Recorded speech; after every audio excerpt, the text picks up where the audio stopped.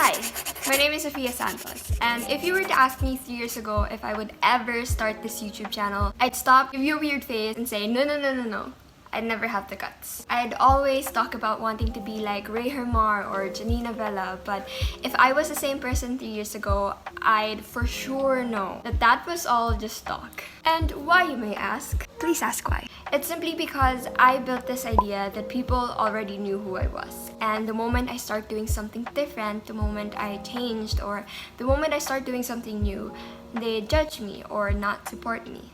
These are the same people that I've been with for 8 years. The classmates and friends that I had from my old school. They saw me during my embarrassing moments. They saw me during my ups and my downs. They saw me cry. They saw my achievements. And right now that I think of it, I don't think it's their fault that I felt like that. There's a saying that goes, how you talk or think about other people reflects on how you talk and think about yourself. When I had time to reflect, I realized that I felt like I wasn't going to be supported, and I felt like I was going to be judged because that was what I portrayed to other people. I wasn't the most supportive friend. I was very judgmental to a point. And that quickly reflected on how I thought about myself. And the moment I knew that was wrong, I was so eager to do something about it.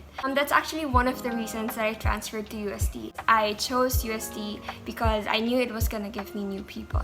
I was so excited to make new friends because this time, I had the mission to be a better one. If you become more supportive and less judgmental, then you will feel more supported and less judged. That's when I started working on my flaws and my journey to self-love began. Hello! Ano yan? Cellphone. Hi kayo! Wait up! O, tingin. Next na ano?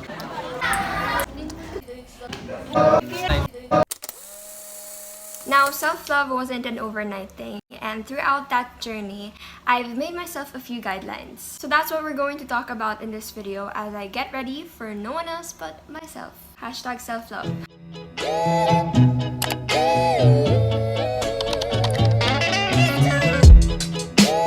Starting off with number 1, self-love is a hustle. It's kind of like a muscle that you have to keep working out consistently to be able to have results. Let's maybe compare it to getting abs. Point A, when you work out, you don't expect results overnight. No one does. Point B, you know in yourself that even if you get tired or maybe even give up a couple of times, you'll wake up the next morning and just do the same thing over again. Because you know that getting tired is normal, especially when you're working out and getting that abs. Point C, you know in yourself that even if you do all the best workouts, if you do it just once, you still won't get results. Even if you die from being tired. If you don't get consistent about it or you don't make a habit out of it, you won't get results the way you want to get results. Just like that, self-love is a process and you will get tired, but you just gotta trust it. You know how working out has different levels for beginners and then for pros, it just gets harder and harder. I kind of view self-love like that as well because you always have to start with small steps. And for self-love, that's taking care of yourself. Maybe fixing your sleeping schedule, eating at the right time, brushing your teeth every night. You start with the things that's easy to do. And if you feel better about that, maybe you can start building new relationships, removing toxic friends, moving on.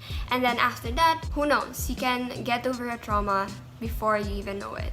There isn't an on and off switch for self-love. It's a process that you have to be consistent about. You have to keep practicing. It's like what they say, you just have to trust the process. Just like getting abs, you won't get results the next day, or even the next week, or for some people, even the next month. But if you keep going, you will eventually get there. It's perfectly normal to get tired.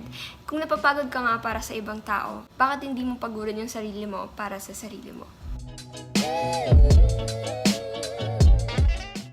Number 2, start from the assumption that nothing is wrong with you. If you feel insecure, know that everyone feels insecure. If you feel sad, know that everyone feels sad. And if you feel like you don't love yourself or if you're hopeless, know that we all feel like that at a certain point and it's totally normal. Loving yourself doesn't mean you never get lonely. It just means that when you do get lonely, you love yourself enough to get over it. I feel like everyone has this idea that the moment you love yourself, everything will be perfect already. And it just doesn't work like that. No one is perfect, even if they love themselves so much. And accepting that you're not perfect is exactly what self-love means. Number 3 is stop talking about what doesn't feel good. Start talking about what feels good. I feel like the lowest point of our lives always clouds over the great ones. And that's usually because when we have a problem, that's all we talk about. You must remember that a bad day, a bad week, a bad month, or even a bad year doesn't mean a bad life. You have so many blessings, like your friends, your family, a comfortable home. It's so much more worth it to talk about. Start bragging about that. When I find myself talking about something negative for way too long, I always make it a point na bumawi the next day. So if I talk about something negative today, I talk about something good the next day that much more. It's not that I'm saying to disregard your problems and not talk about it. It's just that you also have the good things to talk about. And I hope that even at your lowest points, you don't forget about them. Okay, I'm just gonna eat first kasi ang ingay sa labas. Anyway, number 4 is diving into your own sadness only makes you more lonelier. I learned this one from this video, and it actually talks about how studies show that the people who talk about how angry they are only gets more angrier. And I think we can compare this to sadness. I always get stuck in the venting cycle. I talk about my problems, I dwell on it, I rant about it, and I do that because I know that talking about my problems helps me acknowledge it. It helps me accept it. And that's true. But the moment you spend more time talking about your problems instead of trying to solve it, that's when you're only reacting to your emotions rather than responding to it. And responding to it means that you do something positive to change it. Problem solving, I think, is a two-step process. First, you have to acknowledge and accept, and second, you have to solve it. I think a lot of us always get stuck in the first step. We spend so much time talking about our problems, ranting, sharing, and dwelling, and we don't realize that the more time we spend doing that just makes us feel worse and worse and worse, and later on just makes us give up. Love yourself enough to put action into it. And as I said, you can start with small steps. Go on about your day trying to be a better person by making better decisions. You can decide to wake up a little early so you have time to work out. Decide to do your assignments in advance so that you have more time to rest later on. By doing those, you're taking care of yourself and you're becoming a better person one step at a time.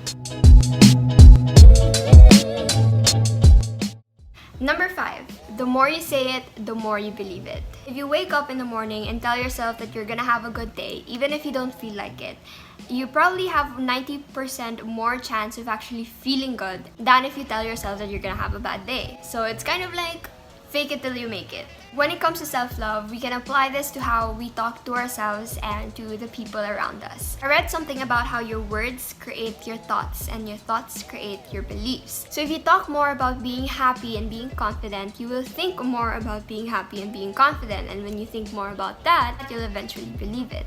Our thoughts may seem uncontrollable, but whatever comes out of our mouths is fully up to us. So instead of trying to force yourself to think differently, start speaking differently, and I promise you it will reflect. I love this new highlighter, by the way. I just end up putting it everywhere. And that's it. So I'm just gonna put some lipstick. I'll be using the Revlon Matte Balm in the shade Enchanting. And then on top of that, I'm just gonna put my Victoria's Secret lip gloss. And we're done. So those are the 5 guidelines that I make sure to live by every day. And I know I didn't tell you how to love yourself in this video because no one can really tell you how to do that. That's all up to you. All I can say is that you deserve to be loved, and if you want to become a better person for your family, your loved ones, your friends, you have to start within yourself. And trust me, you can do it because I did it. A lot of people did it. And you're way stronger than how you feel right now. So, don't give up. So anyway, thank you so much for watching this video. I hope you enjoyed it and maybe you learned a little something. If you did, make sure to click the thumbs up and subscribe to my channel. I really appreciate it. I make beauty and lifestyle videos every week, so yeah, support your girl. See you next time. Bye-bye. 1, 2, 3, funk it.